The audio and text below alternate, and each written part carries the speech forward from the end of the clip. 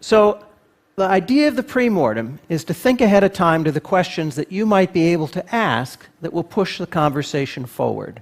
You don't want to have to manufacture all of this on the spot. And you also want to think about things like quality of life, because you have a choice oftentimes. Do I want a shorter life that's pain-free, or a longer life that might have a great deal of pain towards the end? These are things to talk about and think about now with your family and your loved ones. You might change your mind in the heat of the moment, but at least you're practiced with this kind of thinking. Remember, our brain under stress releases cortisol. And one of the things that happens at that moment is a whole bunch of systems shut down.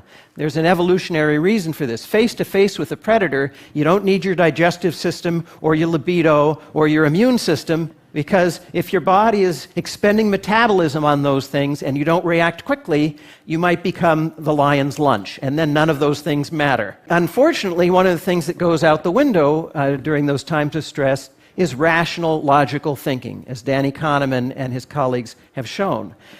So we need to train ourselves to think ahead to these kinds of situations. I think the important point here is recognizing that all of us are flawed. We all are going to fail now and then.